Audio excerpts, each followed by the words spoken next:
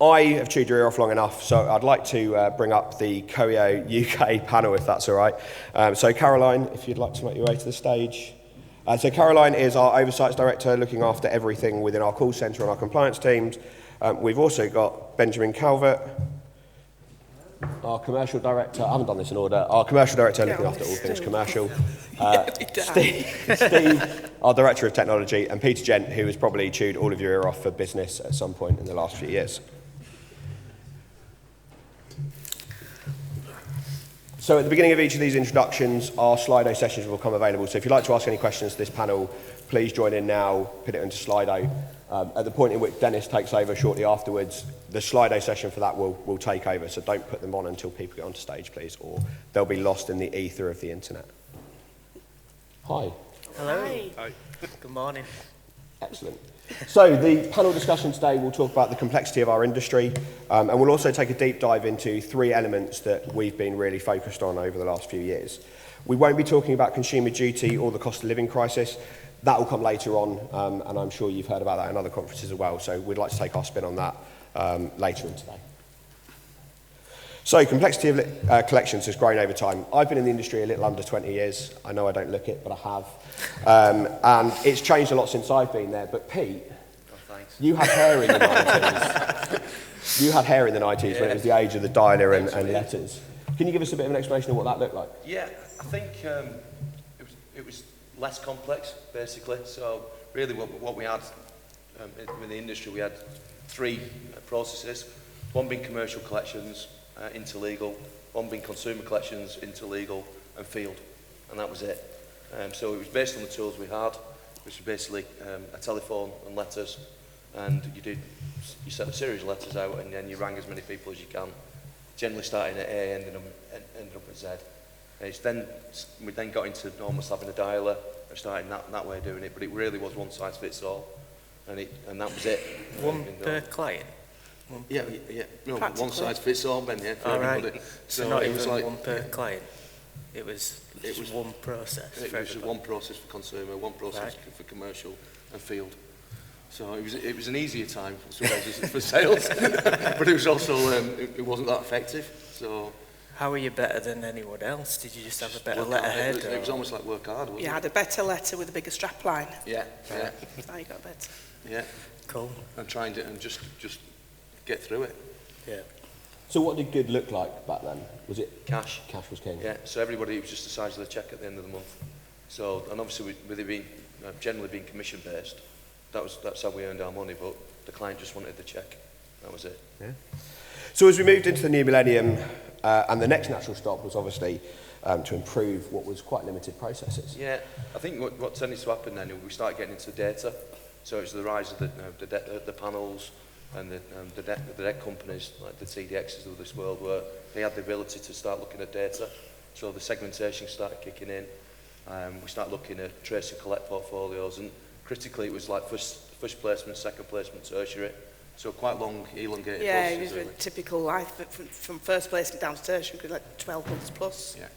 It's rather, as opposed to how it is now. Yeah. And how did panels work? You know, joining a panel, what was the kind of aim in that space at the time?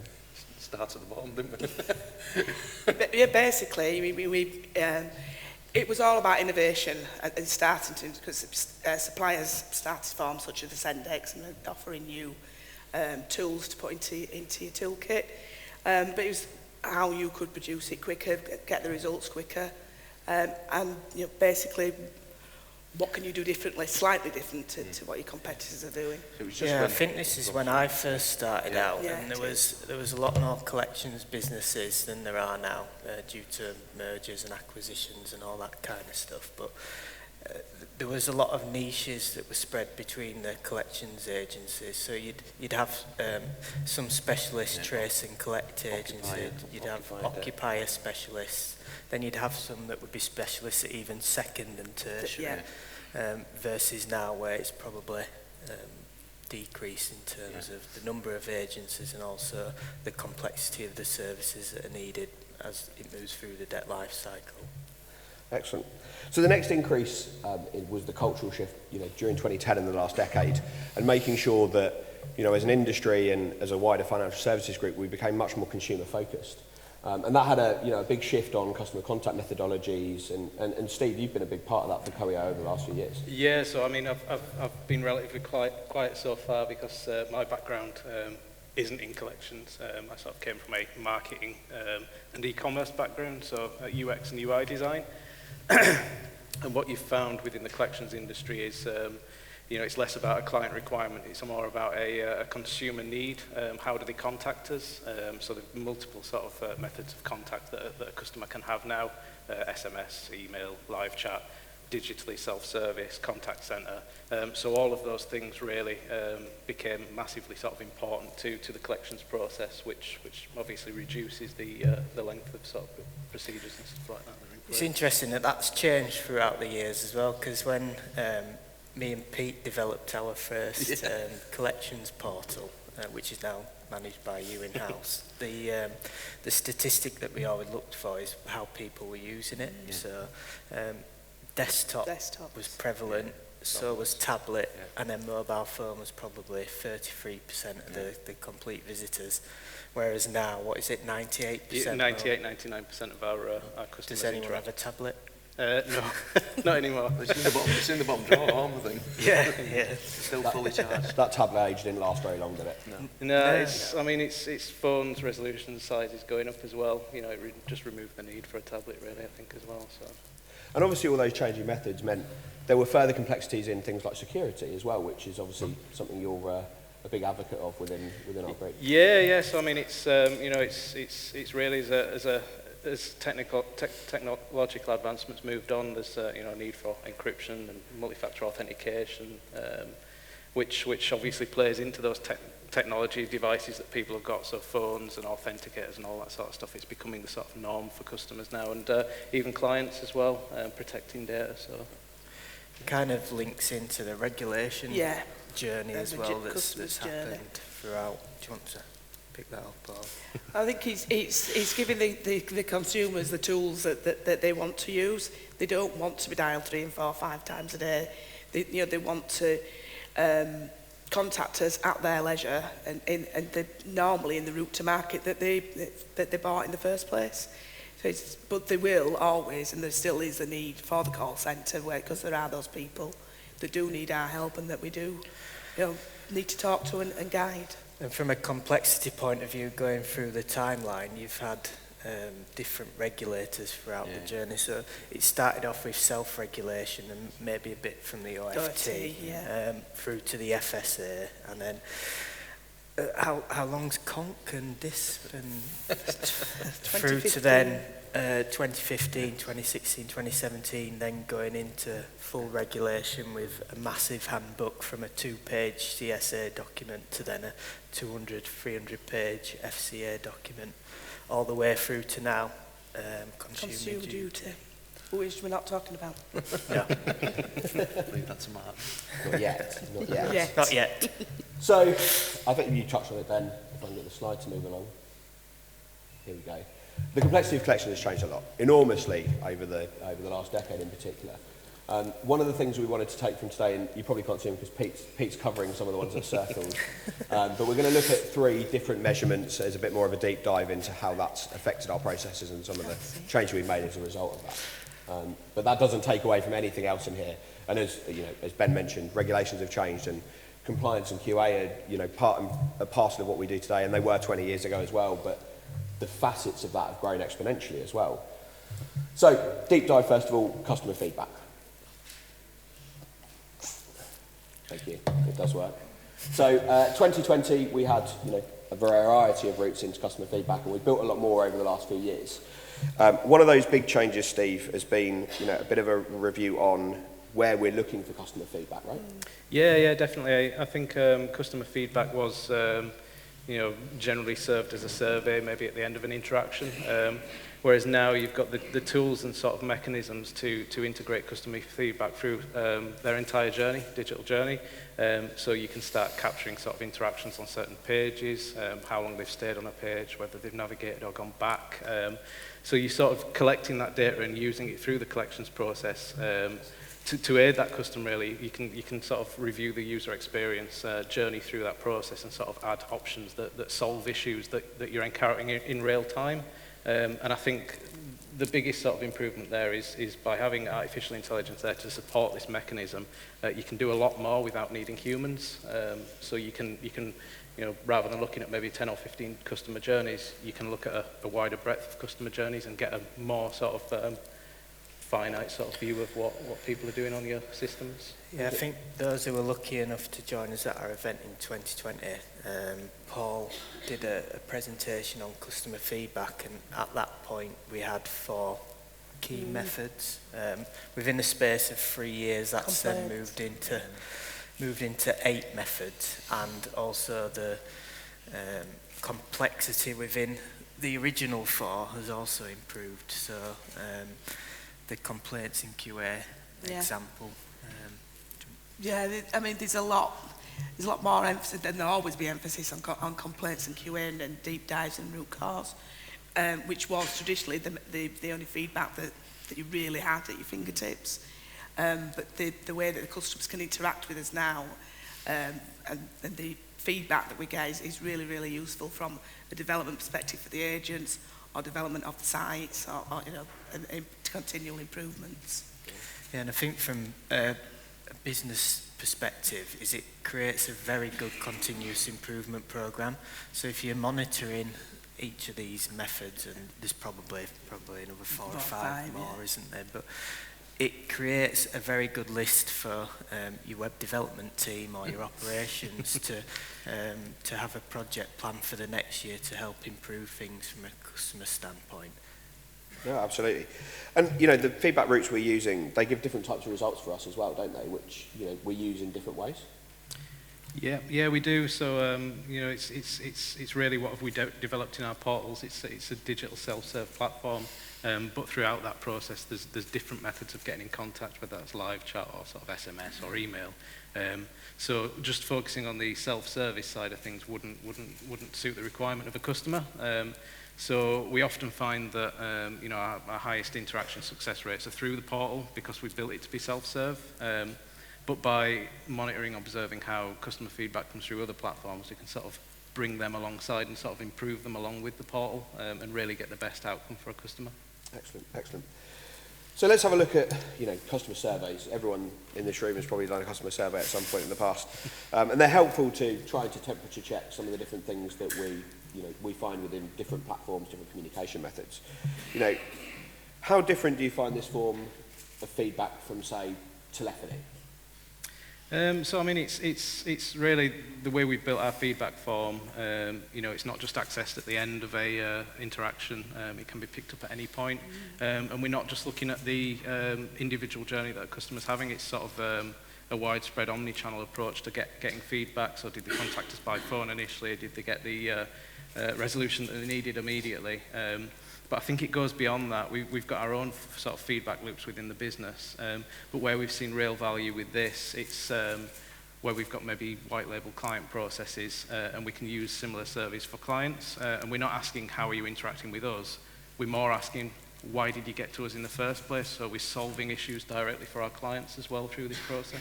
Well, we're managing queries in real time, aren't we? So as things are coming through, every internal communication from the site that's coming to us are coming into people's inbox and being monitored, so we're reacting as things are happening.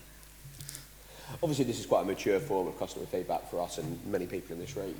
One of the things I wanted to touch on that we've been implementing, more and more and making more use of is external review sites. And there's an example behind us of one that went from a poor result to a very positive result. And how, it gives customers an opportunity to give independent feedback. So they're not coming back to us to feedback on how we're doing. They can go somewhere else and give feedback on the process that they've been through while they've been at COEO.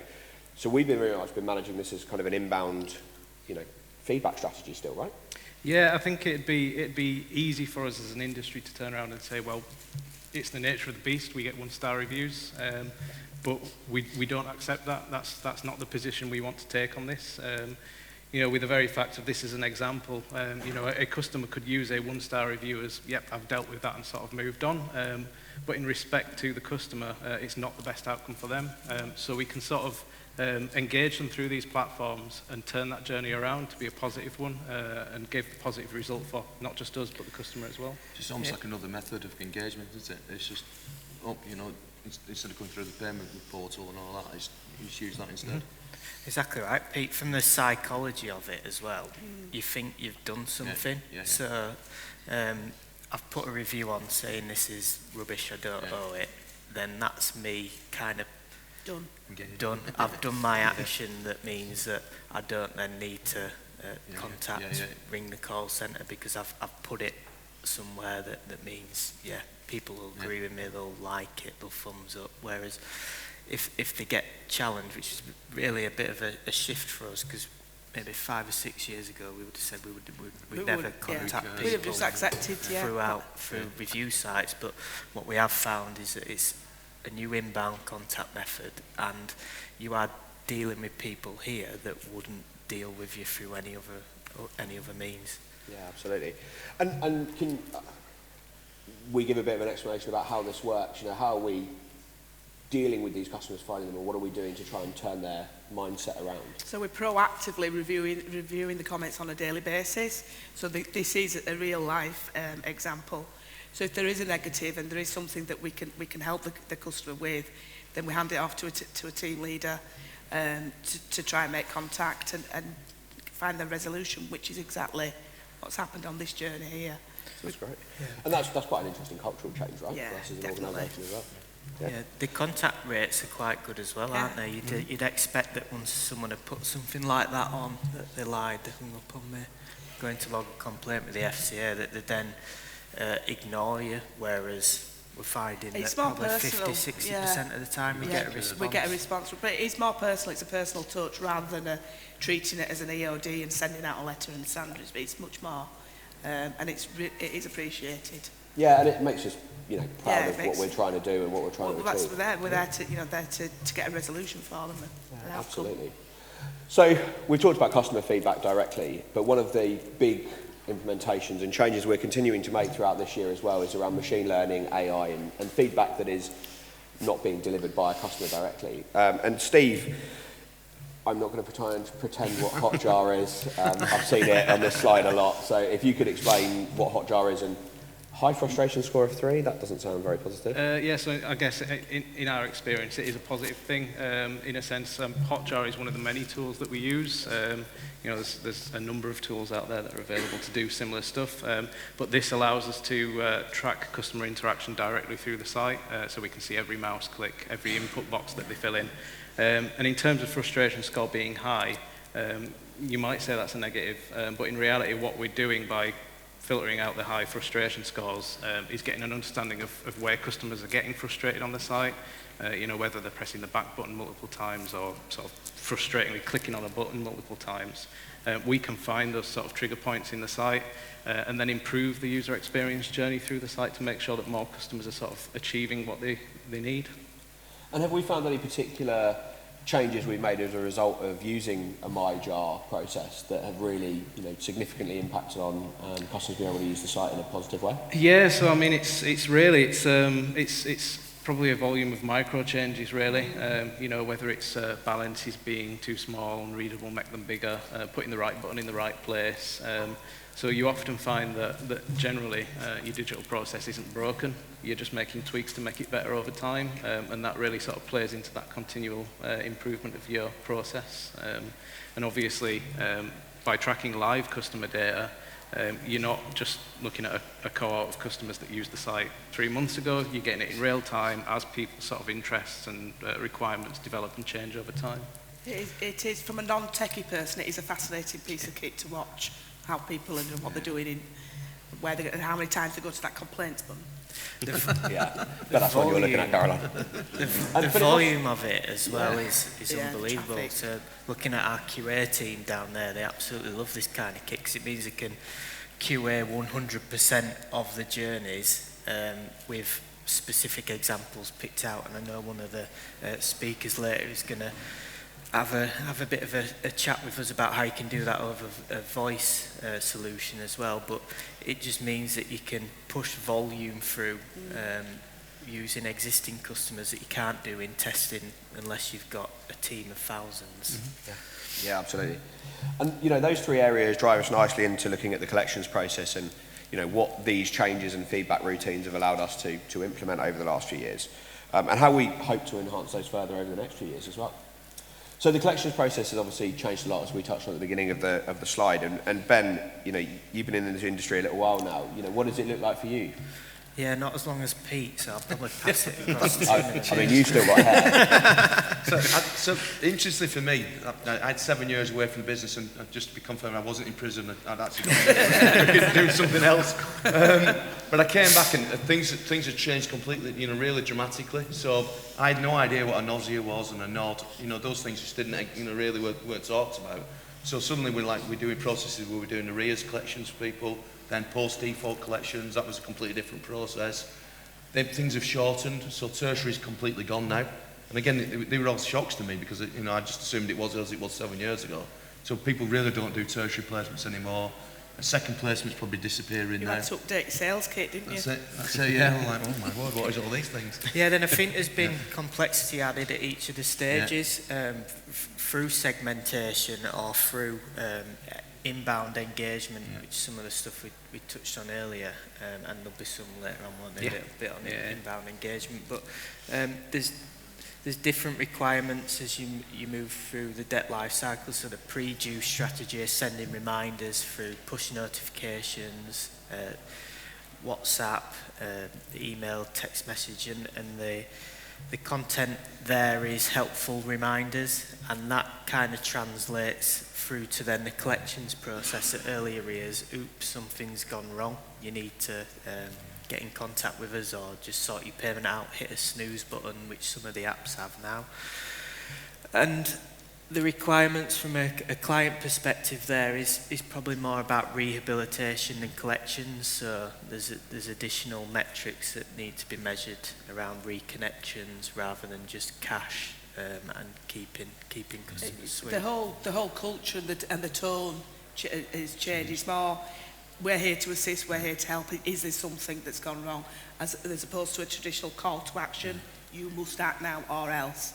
All that, the journey's completely different. I think white labels kicked in a lot as well. So again, back 7 or 8 years ago, white label was like you pretended to be the client, you're on the phone, you answer the phone. Now it's all changed. It's a lot easier to rebrand portals and things like that. And because the employment market's changed as well, getting collectors is really difficult. So you could have a client who's, you know, not so busy in the summer, really busy in September, October, and needs to ramp up agents. So we can, you know, step in and do some white label for them for periods of time. So it's a lot easier to do, and it's becoming more common. Whereas in the past it just wasn't, you know. Why is that from a techie point of view? If you can explain it in layman's terms, why has it become easier for us to do this kind of stuff? I mean, from a technical standpoint, you've got the sort of digital tools available to sort of you know, serve to customers a lot higher volume of customers, but equally, you know, consumers themselves are sort of getting more used to a digital process, a self-service process.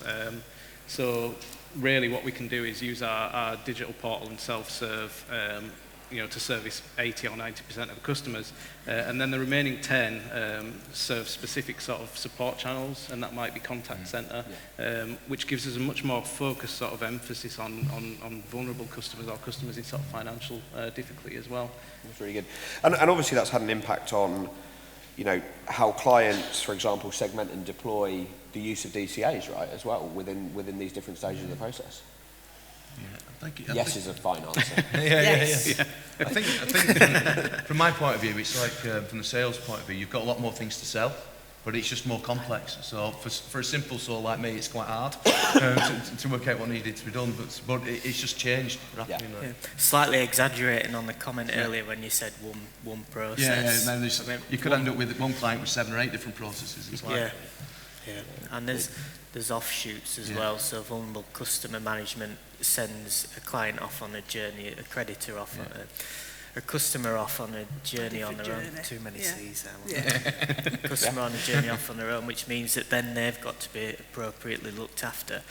And in a creditor's world, that is a little bit complex for a collections team to manage if it's not 100% your day job, because there's other things to worry about, such as marketing, sales, getting customers, making sure underwriting is correct, all that kind of. Yeah, absolutely. So looking at the collections process, there are 3 contact methods that we're using today that we thought we'd like to share with you this morning. So the first of these is smart support, and drilling into what you've talked about earlier about customers self-serving their questions, their queries.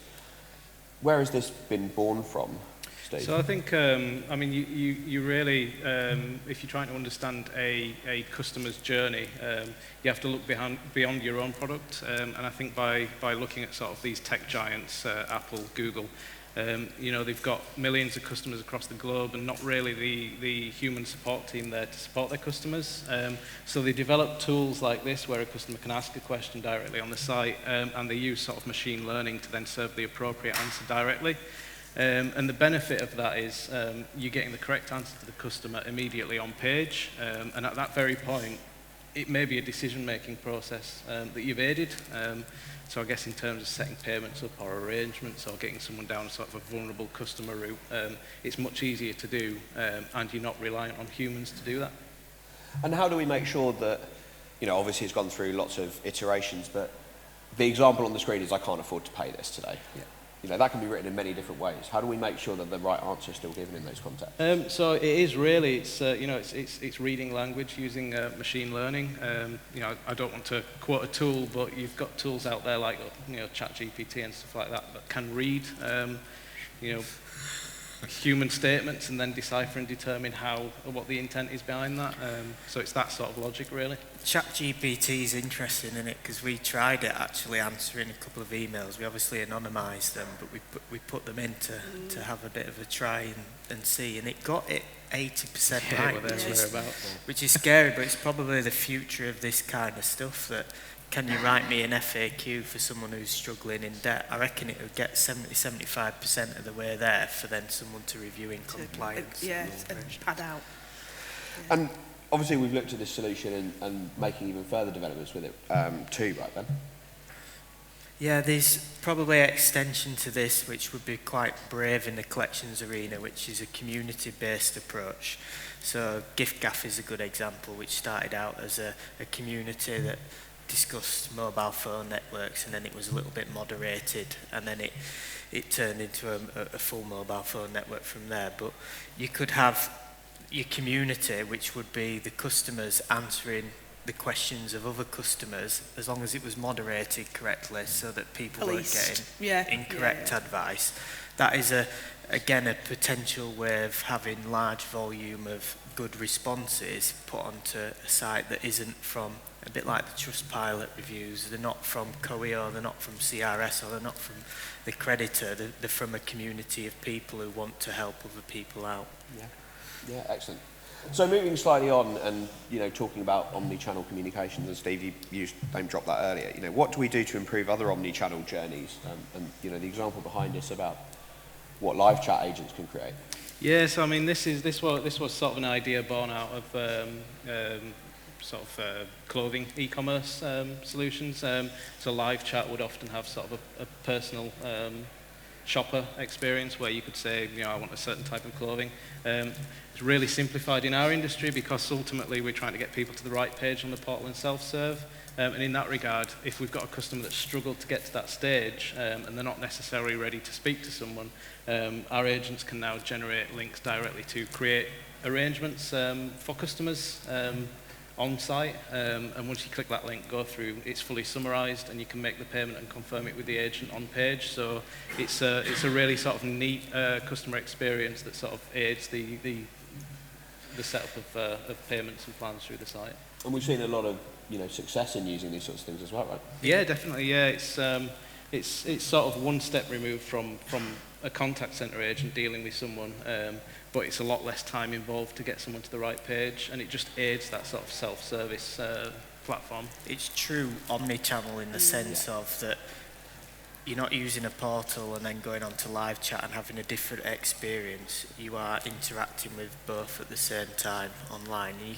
We do similar with SMS, for example, where we send special links out. I'm probably in the way to matrix my way out of it, but special links out that personalise to every customer rather than having just an omni-channel approach, which means you offer loads of inbound solutions. It means you can do things in the touch of the button, make it a frictionless journey for the customer so that there's less excuse to then not do something that's required. Yeah, absolutely. And, you know, one of those things that we're trying to do is make sure customers can get their answer pretty quickly and the right answer quickly, which has obviously changed how we're dealing with inbound telephony strategies as well. Can one of you guys give me an example of that for, you know, our call centre and service strategy? Yeah, I can do. So any sort of you know, normal support business that would be dealing with telephone support is looking for ways to self-service through that platform as well.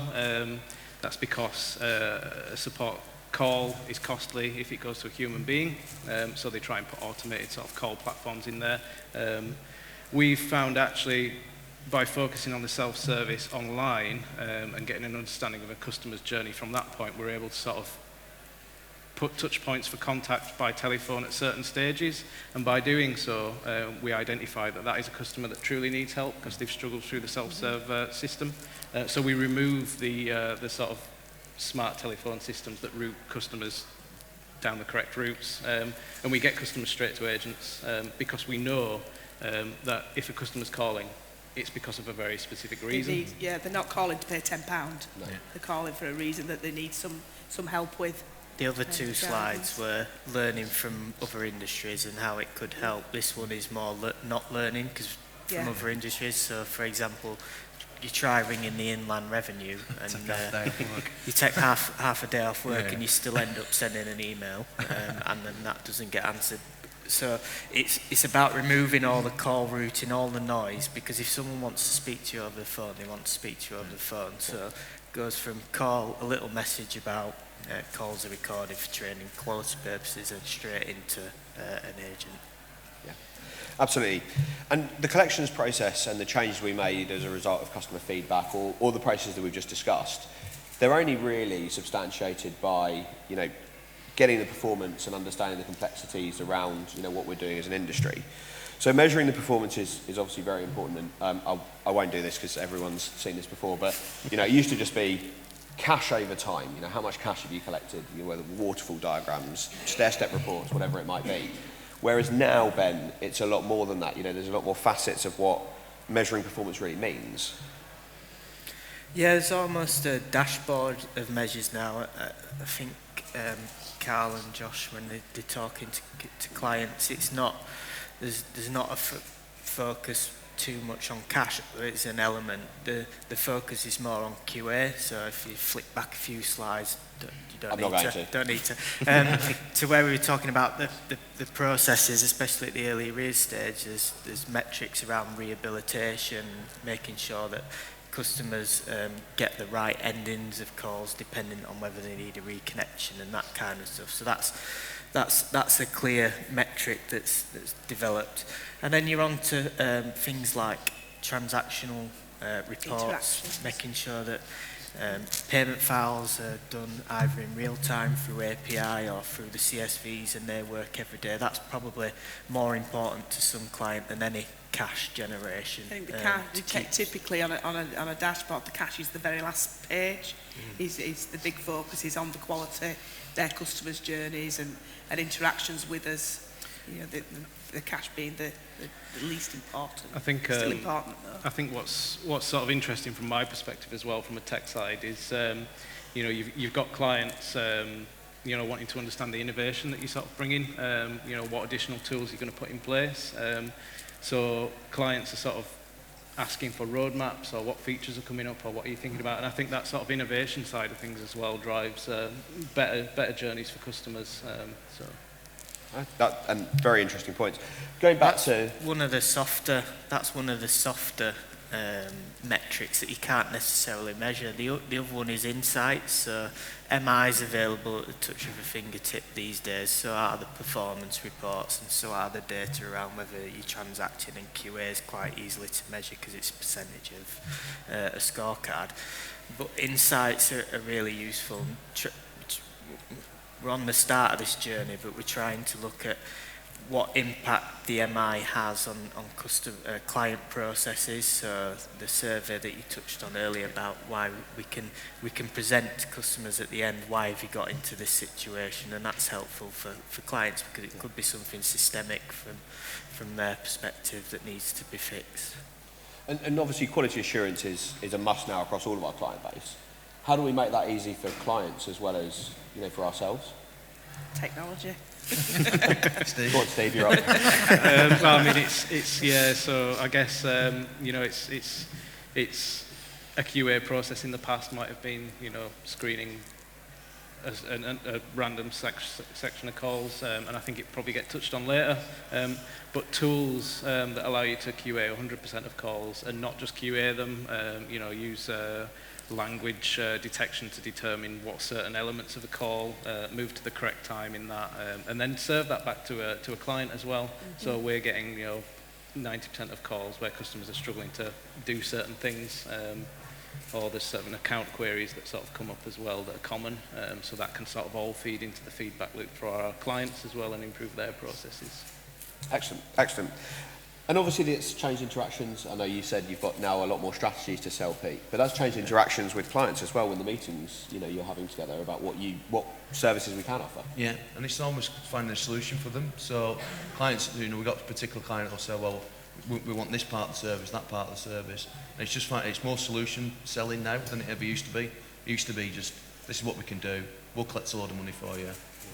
And now it's like, well, can you do this? And they'll pick out parts of the service we can do. And then I tend to come back to Steve and tell him what I've said, and he fixes it for me. That's interesting because when we have discussions around client setup, there's always different touch points per clients that we need to dial up. So is it a standard QA journey? Is it a standard collections call? Or is there something that we need to mention at this stage or that stage? So it's a very good summary, I think, Pete. Excellent. Well, thank you, guys.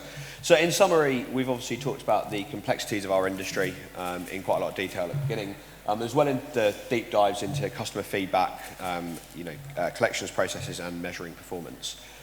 So I'd like to take this opportunity to open to questions on the floor.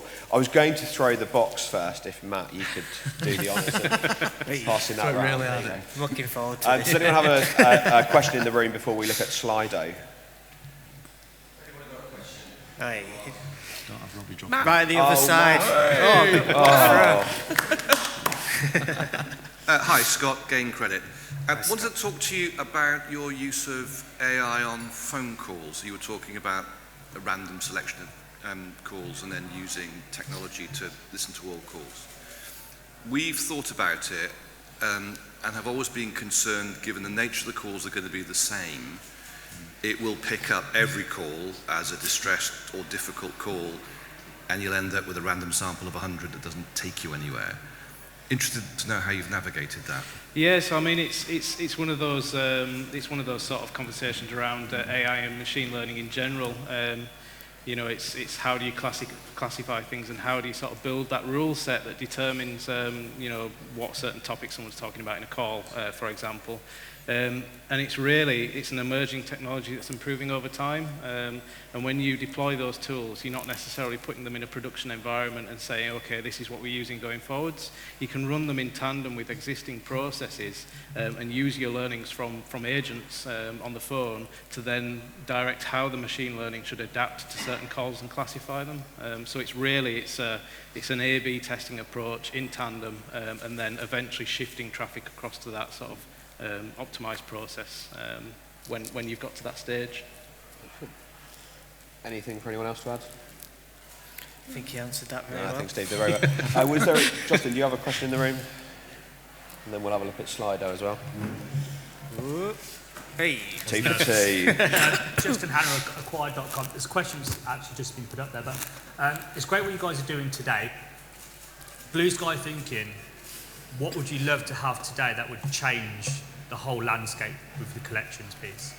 I think for me personally, it would genuinely be a consumer level acceptance of open banking as a technology.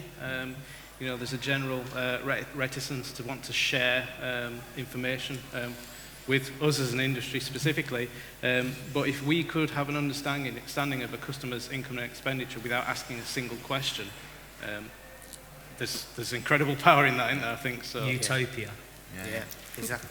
I think from a social economic standpoint, I think the developments we're making in terms of, I know there'll be a discussion about mental health later on, but bringing debt out into the wider arena and it being talked about rather than it being a private personal matter will also help, because it means that people aren't going to dark forums to look for how to get out of debt. It's going to be more of a conversation that means that some of the debt management agencies that do great work in the UK and us as creditors and debt collection agencies can put the real side of the story out front and centre without it being manipulated by emotional media or emotional responses. So I think that in the next 5 years, I think we'll see a lot of ground. I think it's come a long way so far from where it was, but I still think there's a lot further to go. I think consumers as well, we had this debate really, whether they, especially younger demographic, whether they are financially savvy. But for me, what I've seen with my daughters is that they've got the bank account at their fingertips now, on apps. Whereas in the past, back in my day, we used to wait for the bank statement every month and then get shocked and realise where you were. So they tend to manage them. I've seen it. Now I'm not sure it's with everybody, but yeah. I've seen that they manage the money better. So there's not this stigma about being in debt anymore, or it's a bit like that Royal Family episode, isn't it? Where he gets the phone bill. Who's been phoning Lithuania? And starts having it. Whereas now that it's definitely you've been phoning Lithuania. Yeah. Try and get me brolly back, Stu. Thanks, Justin. So we have got a couple of questions on Slido, and apparently another participant typing. It's very similar to what Justin was saying, but talking about complexities, where do you see the complexity of the industry going over the next 5 years?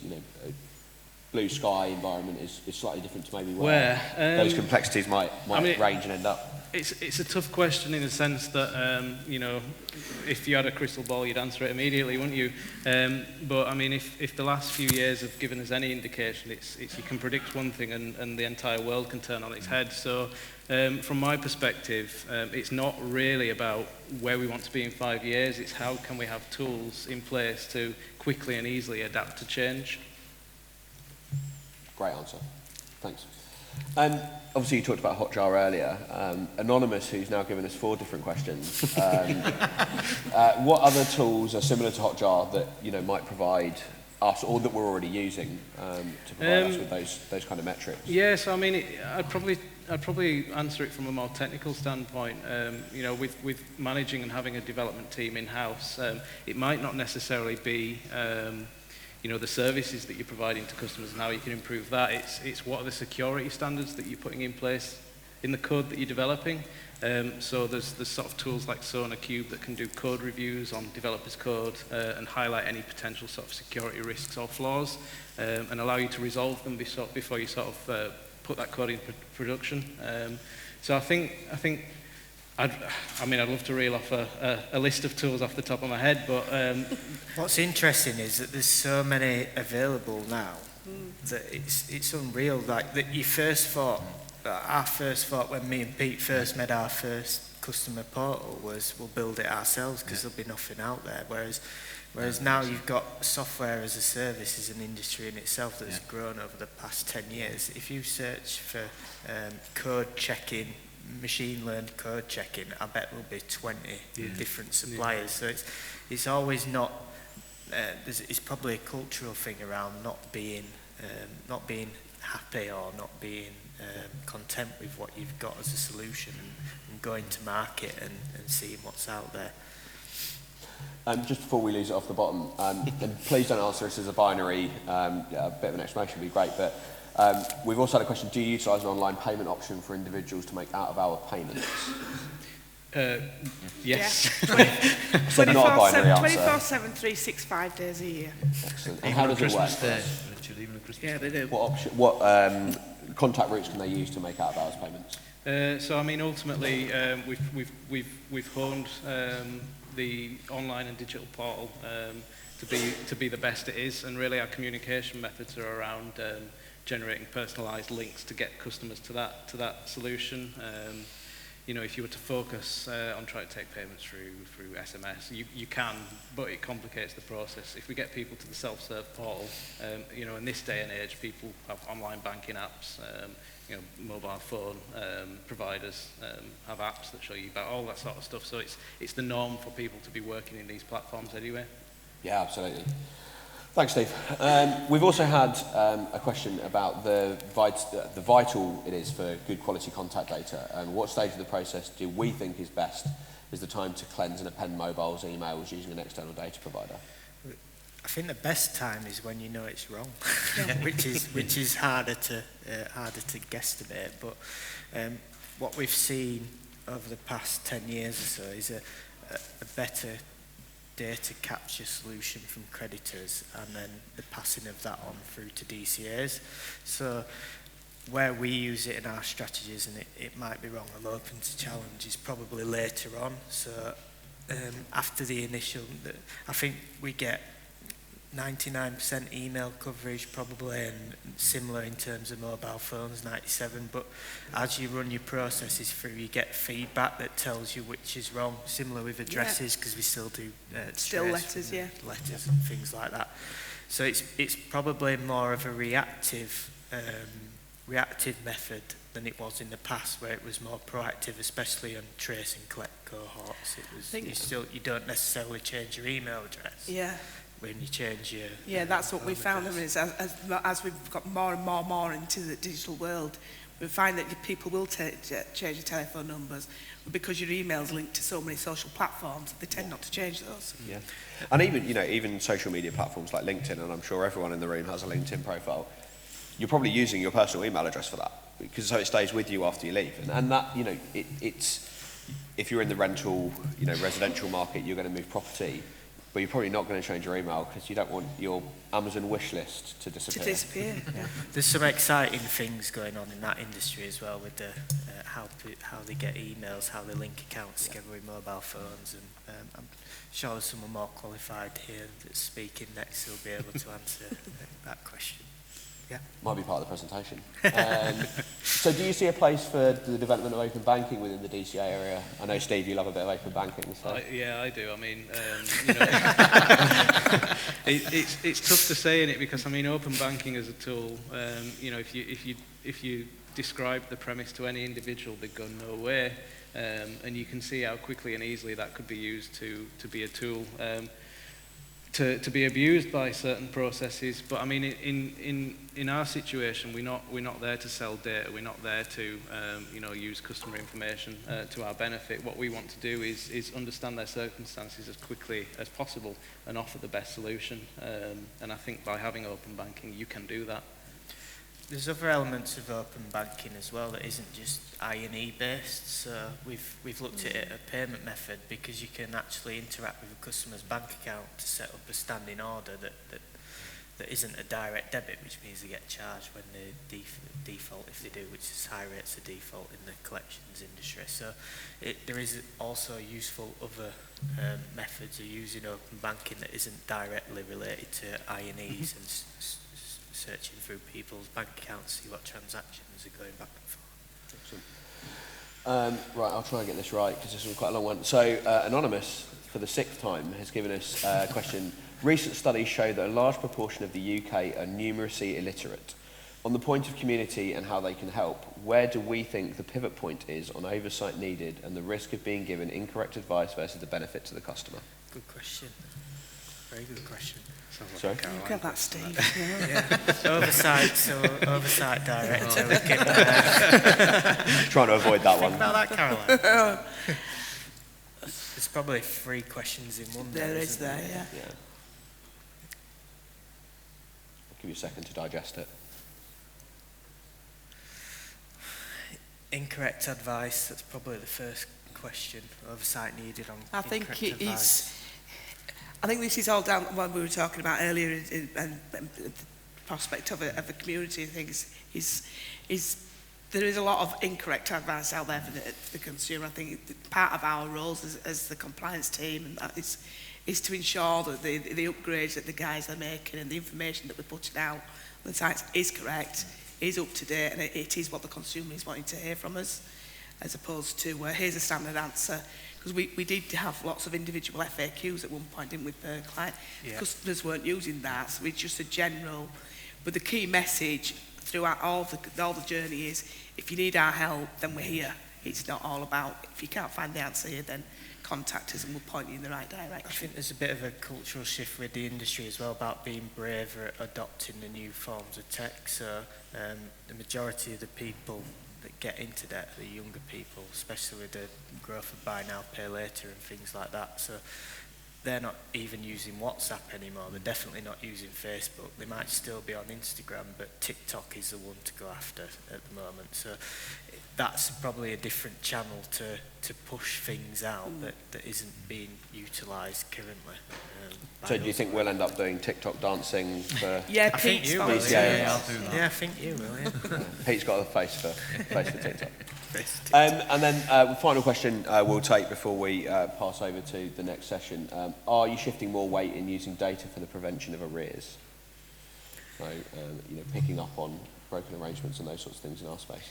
Yeah, definitely. I mean, it's part of the process. You know, no one wants an arrangement to fail, but for whatever reason, it's not a case that we're collecting the data to then try and reset that up. It's really the idea that we want to gain an understanding of why it's happened to the customer, and collecting data around that allows us to sort of drive conversation, whether it's providing follow-up contact on the result of a failed arrangement for whatever reason, to understand why, or maybe going down further routes and having sort of an agent contact the customer on the basis that there's a vulnerability there or sort of financial difficulty that's arisen as a result of something. Excellent. Thank you, guys. That's all the questions we've got, so we won't have to add any to a blog for a later date. We've actually got through them. So thank you very much to the wonderful COEO panel. If you could please leave the stage, guys. Thank you.